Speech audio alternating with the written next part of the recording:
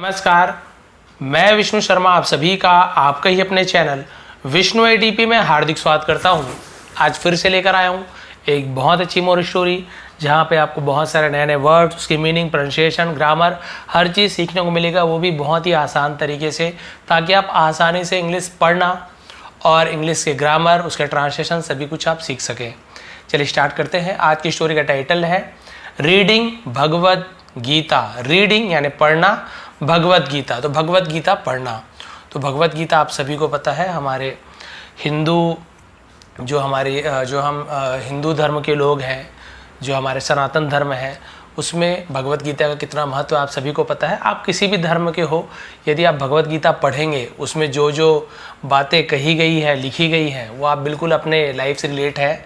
आपको बहुत ही अच्छे तरीके से आपके सभी क्वेश्चंस के हल उसमें मिल जाएंगे। इसमें कोई भी आपको भेदभाव नहीं करना है कि हम इस कास्ट के, इस धर्म के नहीं पढ़िए। वैसे तो हर धर्म के सभी जो जितने भी आपके ग्रंथ होते हैं, सबको पढ़ना चाहिए, सब में अच्छी अच्छी बातें होती हैं। तो वही है रीडिंग भगवद गीता। चलिए देखते हैं ऐसा टाइटल क्यों दिया गया है। Once on a mountain farm lived an old man with his grandson. Once एक बार, ऑन यानी पर, अ माउंटेन फार्म यानी एक, माउंटेन यानी होता है पहाड़ के, फार्म यानी क्या होता है, खेत, या फिर जहाँ पे बहुत सारी फसल सब्जियां वगैरह, उसे फार्म कहते हैं। माउंटेन फार्म यानी हम बोलेंगे एक पहाड़ी खेत में, लिव्ड रहते थे, रहता था, एन एक, ओल्ड मैन बूढ़ा आदमी, विथ यानी साथ में, हिज ग्रैंडसन अपने पोते के साथ। ग्रैंडसन यानी होता है पोता, ग्रैंडफादर यानी एक होता है दादाजी। क्लियर हो गया। तो पहाड़ी खेत में एक बूढ़ा आदमी अपने पोते के साथ रहता था। Old man used to wake up early in morning. Old man बूढ़ा आदमी, यूज्ड टू का यूज हम कब करते हैं, जब हम अपने जो पुराने समय में अपनी जो आदतें होती है, पहले की आदतें, उसे जब हम बताते हैं किसी को, तो हम यूज्ड टू का यूज करते हैं। तो पहले की जो आदतें होती है उसे बताने, यूज टू यानी किया करता था। आई यूज टू रन, मैं दौड़ा करता था। आई यूज टू सिंग, मैं गाया करता था, ऐसे, ठीक है। और यूज टू के साथ हमेशा वर्ब का फर्स्ट फॉर्म लगता है, भले पास्ट टेंस है लेकिन यूज टू के साथ फर्स्ट फॉर्म लगता है। तो एक बूढ़ा आदमी क्या किया करता था, वेकअप यानी क्या होता था, उठा करता था। Early in the morning, early in the morning यानी बहुत सुबह जल्दी उठा करता था, एवरीडे यानी रोज। एंड सेट ऑन टेबल, और सेट ऑन यानी बैठता था टेबल पर, टू रीड पढ़ने के लिए, भगवद गीता। तो भगवद गीता पढ़ने के लिए वो बैठा करता था, कहाँ पे, अपने टेबल में, रोज सुबह जल्दी उठकर। तो यूज टू जो भी किया करता था। His grandson use to admire his grandfather. उसका पोता यूज टू किया करता था, एडमायर यानी प्रशंसा, तारीफ, उसका बेटा तारीफ किया करता था। हिज ग्रैंडफादर, हिज यानी उसके भी होता है और अपने भी होता है, ठीक है। यहाँ पे जैसे उसका बोल रहा हूँ, उसका पोता, अब यहाँ पे हिज ग्रैंडफादर उसके दादा का, लेकिन हम अपने दादा का ऐसे भी यूज करेंगे, ठीक है। तो अपने दादाजी का तारीफ किया करता था।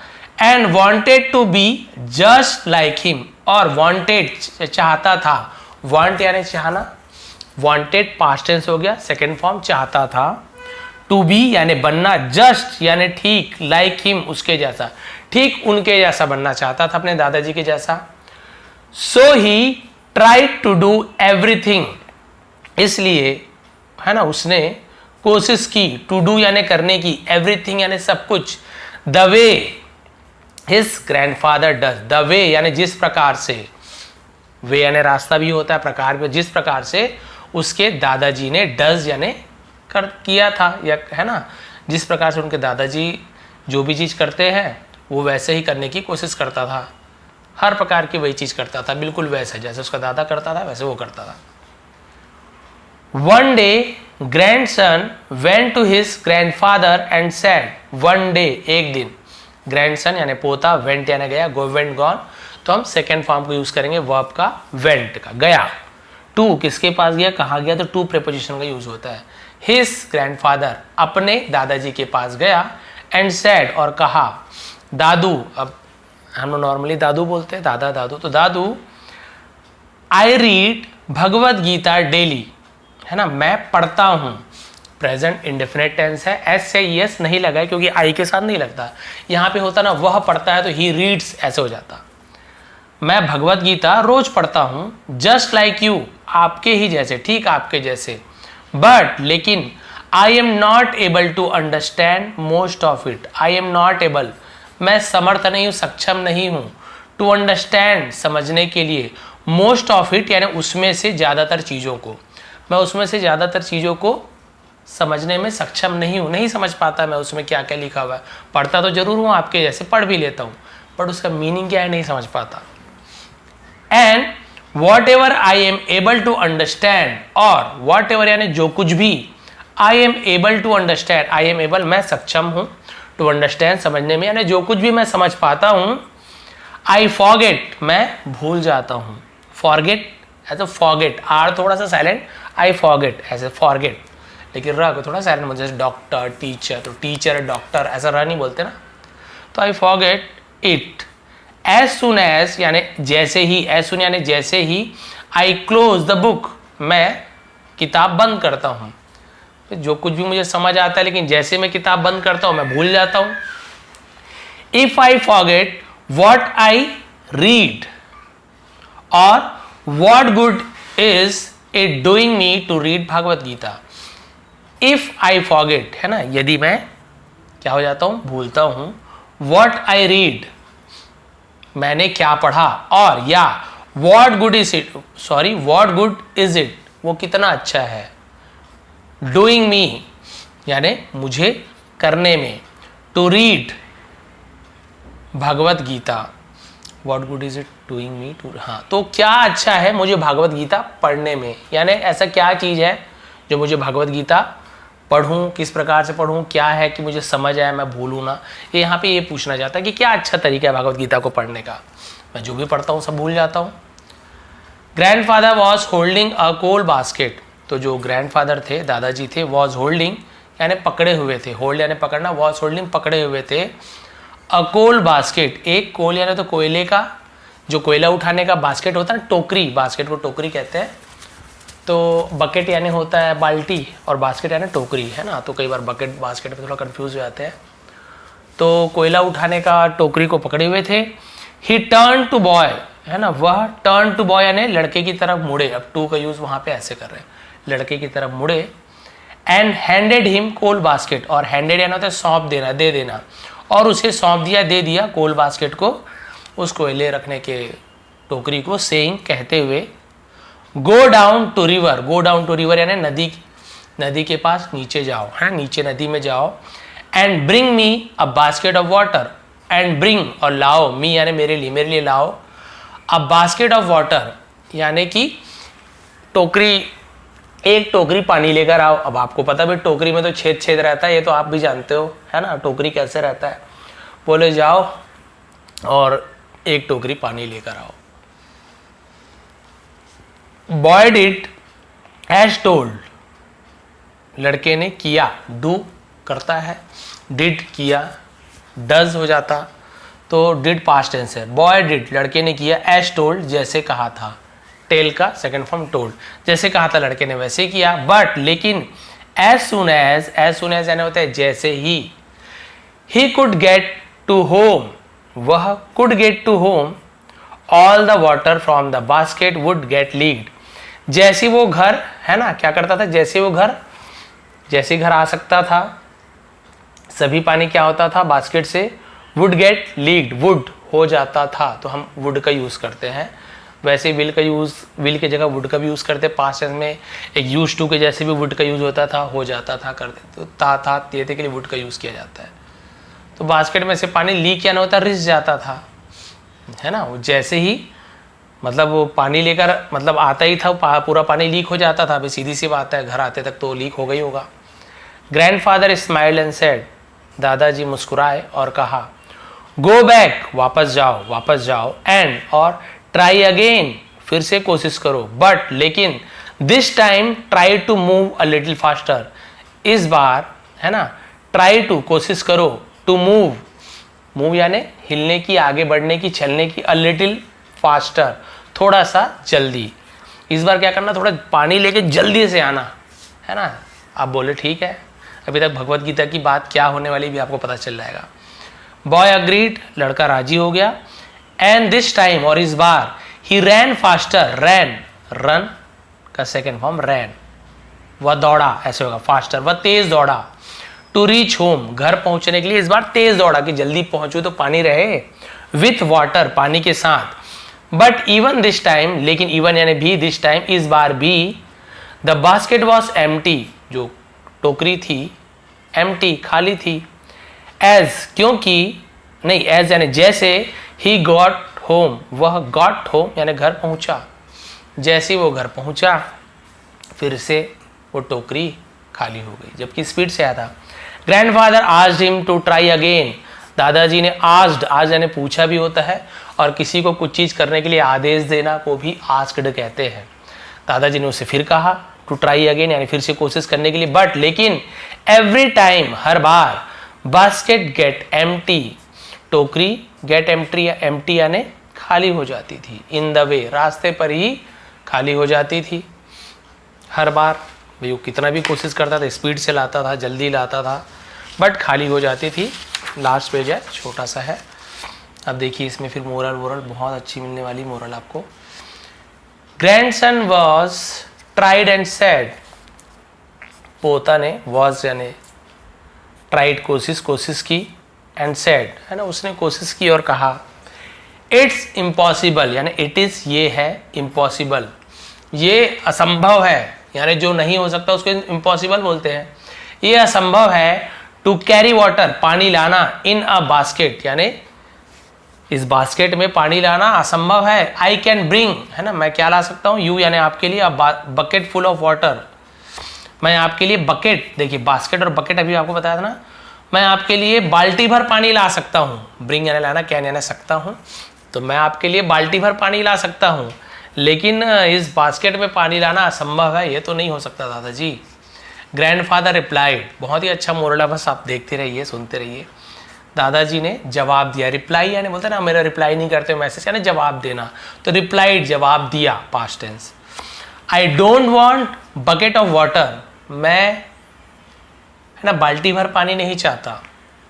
आई want you to bring water in cold basket only, मैं चाहता हूँ तुमसे, ब्रिंग वाटर यानी पानी लाना, इन कोल्ड बास्केट, इस कोयले की टोकरी से, ओनली सिर्फ इस कोयले की टोकरी से ही तुम पानी लाओ, मैं ये चाहता हूँ। ट्राई हार्डर, और कोशिश करो, कड़ी मेहनत करो। बस लास्ट थोड़ा सा बचा है।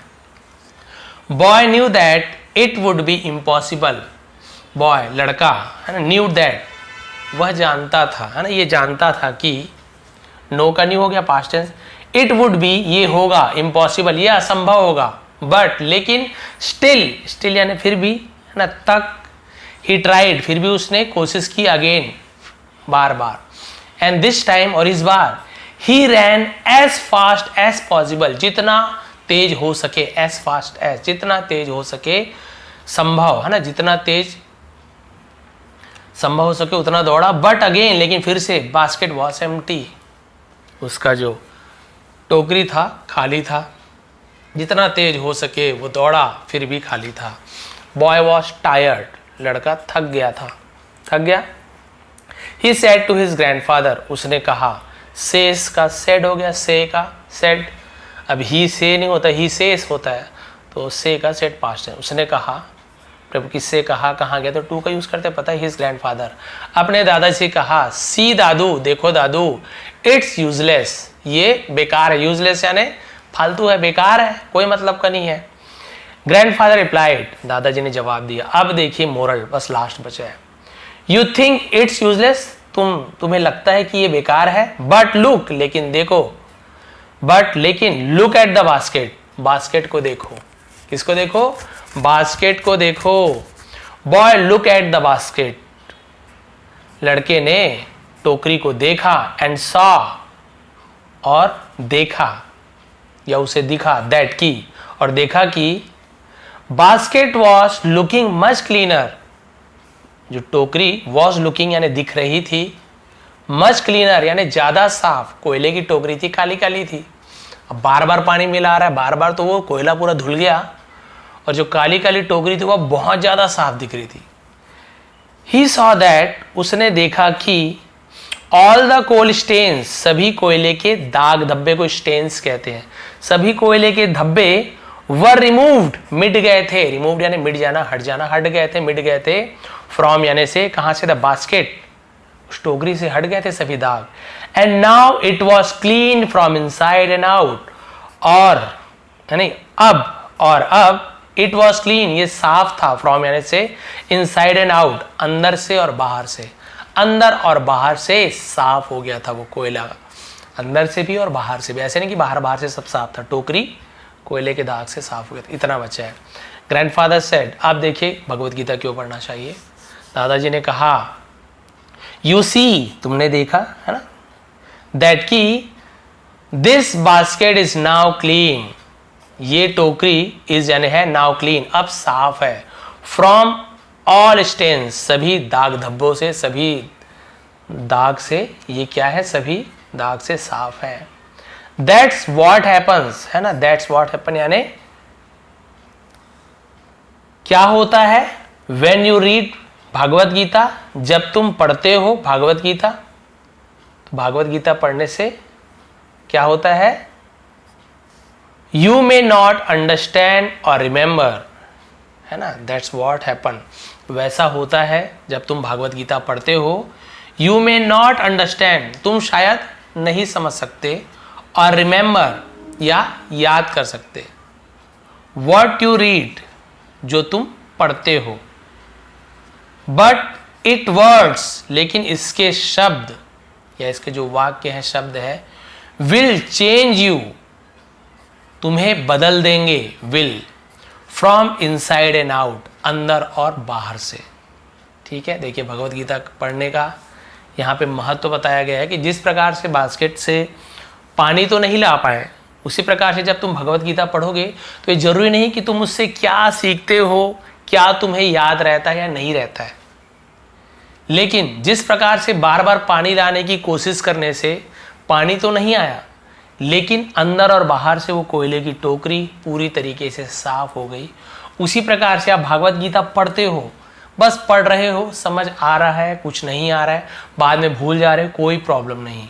या आप जो भी धर्म ग्रंथ पढ़ते हो, आप पढ़िए, समझ आ रहा है अच्छी बात है, नहीं समझ आ रहा है दूसरों से पूछिए, फिर भी कोई समझाने वाला, बस पढ़ते जाइए, पढ़ते जाइए, आप अंदर और बाहर से चेंज हो जाओगे, पूरी तरीके से बदल जाओगे, आपका मन साफ हो जाएगा, आपके मन में पॉजिटिव जो थिंकिंग होती है, सकारात्मक विचार होते हैं, अच्छी भावनाएं अपने आप आ जाएगी। यदि आप भगवत गीता पढ़ते हो या आप जो भी अपने धर्म ग्रंथ को आप पढ़ते हो, तो आपके मन में अच्छी भावना आने लगेगी। बस आप पढ़ते रहिए, पढ़ने आना चाहिए, मीनिंग समझ आ रही अच्छी बात है, नहीं आ रही अच्छी बात, बस पढ़ते रहिए। वो इतना पवित्र है भगवत गीता कि आपके मन में अपने आप पवित्रता आ जाएगी। जिस प्रकार से वो टोकरी वाली बात बार बार वो लाने की कोशिश करता था, ज्ञान अर्जित करने की कोशिश करता था, लेकिन नहीं ला पाता था, कोई बात नहीं, लेकिन उसके बिना भी वो देखिए टोकरी कितने अच्छी तरीके से साफ हो गया, वैसे हमारा मन भी पवित्र हो जाता है। तो भाई ये थी भगवत गीता का महत्व। और आपके जो भी धर्म ग्रंथ हैं सभी पवित्र हैं, सभी को पढ़िए, समझ आ रहा है नहीं आ रहा है समझने की कोशिश कीजिए। आजकल तो उसके ट्रांसलेट भी होते हैं हिंदी उर्दू में, नहीं पढ़ने आ रहा है तो नीचे हिंदी आपके जो भाषा है उसमें ट्रांसलेट होकर आता है, तो आपको समझ आएगा। फिर भी कुछ ऐसे शब्द हैं समझ नहीं आ रहे तो अपने सीनियर से पूछिए, दादा से पूछिए, पापा जी से पूछिए, और नहीं समझ आ रहा है तो आप गुरुद्वारा चले जाइए, और यदि आप मुस्लिम भाई बंधु हैं तो मस्जिद में जो भी आपके रहते हैं ना, वहाँ चले जाइए, पंडित जी के पास चले जाइए, भगवत गीता समझना है तो वहाँ जाके आप क्लियर कर लीजिए आपको जो भी डाउट है, तो आपके मन में अपने आप पवित्रता आ जाएगी। तो भाई ये थी आज की स्टोरी, ये थी आज की मोरल। यदि आपको थोड़ी पसंद आए तो प्लीज़ लाइक करेंगे, शेयर करेंगे। आप सभी का बहुत बहुत धन्यवाद। आपका दिन शुभ रहे। ग्रामर की वीडियो भी लाने वाला हूँ, अभी थोड़ा सा बताया तबीयत ख़राब थी इसलिए बहुत ज़्यादा भी मेहनत नहीं कर पा रहा था। अब कोशिश करूँगा कुछ नई वीडियो भी लाने की। तो इसका PDF आपको टेलीग्राम में प्रोवाइड हो जाएगा, विष्णु ATP सर्च करेंगे, टेलीग्राम में ज्वाइन कर लीजिए। आप सभी का बहुत बहुत धन्यवाद। आपका दिन शुभ रहे।